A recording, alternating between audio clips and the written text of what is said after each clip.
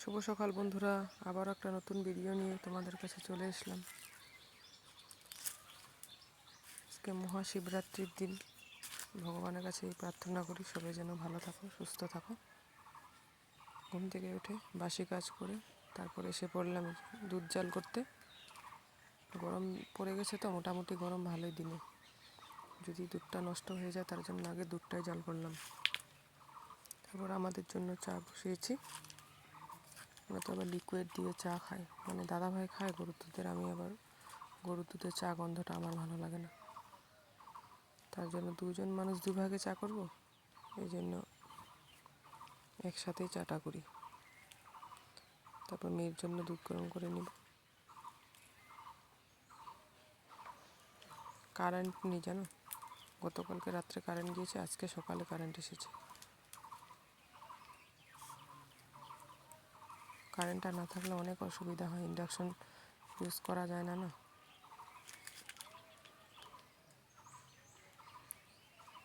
তারপরে যে দুধটা বসিয়েছি, মোটামুটি এখন ভালোই দুধ দেয়। 2 দিনের দুধ জমিয়ে তারপর ছানা কেটেছি। দুধটা তো খাওয়া হয় না, জমে থাকে। হয় ছানা বানাই, ওদিন রসগোল্লা বানিয়েছি ঘরে। মানে দুধের যা আইটেম ওইগুলোই করি, বানানো যায় দুধ দিয়ে। যা দুধ দিয়ে তো অনেক কিছু করা যায় না। গরম দিনে তো বেশিরভাগ আইসক্রিম বানিয়ে দিই মেয়েকে, সবাই খায়। তখন তার আইসক্রিম করলে তো পাগল হয়ে যায়, মেয়েকে দেখলেই আইসক্রিম দেখলেই খেতে চায়। ঠান্ডা গরম তো আর বোঝে না বাচ্চা মানুষ, তার জন্য আইসক্রিম মানে করার কথা বলিই না। একবার যদি মনে পড়ে রোজ দিন বলবে আইসক্রিম আইসক্রিম। তারপরে যে আমাদের জন্য চা, ওইদিকে সকালে ব্রেকফাস্টের জন্য রুটি করছি, আবার মেয়েও পড়ছে। নাহলে ওইদিকে পড়লে ভুল পড়ে না শুদ্ধ পড়ে তা আমি বলতে পারবো না। তার জন্য আমি সামনে নিয়ে বসি যাতে আমারও কাজটা কমপ্লিট হয় আর ওরও পড়াটা কমপ্লিট হয়। তারপরে যে এটা গতকালকের দুধ ছিল, এটা গরম করে দেবো। একসাথে মিশিয়ে রাখলে খারাপ হয়ে যেতে পারে না, ভালোও লাগে না বাসি দুধ আবার আজকের দুধ। তার জন্য 2 ভাগেই রাখি। তারপর সারাদিন আর কোনো ভিডিও করা হয়নি, একবারে দুপুরবেলা চলে আসলাম।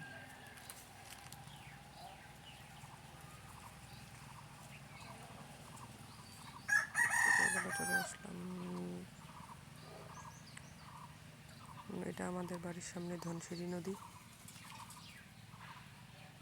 ধনশিরি নদী কেউ যদি নাম শুনেছে কমেন্ট করো। এই যে বর্ষার দিনে তো যা অবস্থা হয়, পুরো উপরে জল উঠে আসে। এটাও ভিডিও পাবে আশা করছি বর্ষাকালে। তারপরে যে দেখো মেয়ে, দেখো ওইদিকে কি বীজ লাগাচ্ছে। ওইদিকে মানে ধান শেষ হয়ে গেলে আবার মানুষে মানে 12 মাসে খেতি করে। তো আমিও খুব একটা দেখা হয় না, তার জন্য আমিও দেখছিলাম, ভালো লাগে এইসব খেতে দেখতে।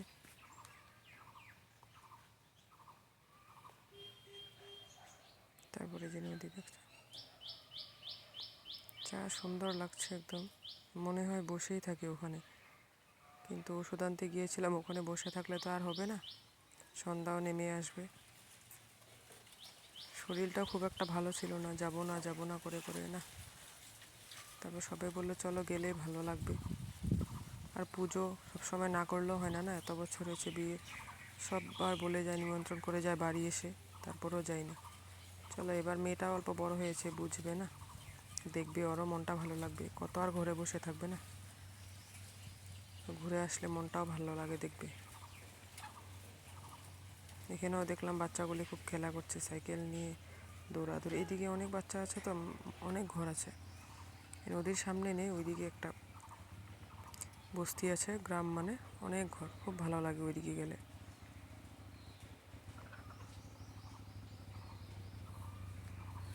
তারপরে এই যে দেখতে পাচ্ছ এইদিকে নদী, একটা রাস্তা পুরো মানে ড্রেনের মতন লাইন হয়ে গেছিলো রাস্তা ভেঙে, তারপর ঠিক করা হয়েছে। আবার মানুষ আসা যাওয়ার মানে হেঁটে পার হতে পারতো, লাফ দিয়ে দিয়ে ঝাঁপ মেরে মেরে, কিন্তু বাইক বা গাড়িগুলো পার হতে পারতো না। ওই দেখো মেয়ে, দেখো।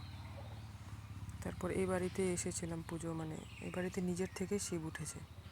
আমার যেহেতু শোনা মানে জানা, আমার শ্বশুর বাবারা বলতো, মানে নিজেরা স্থাপন করে নিজের থেকে উঠেছে, তারপর ওরা মন্দির বানিয়ে দিয়েছে বাড়িতে পুজো করে।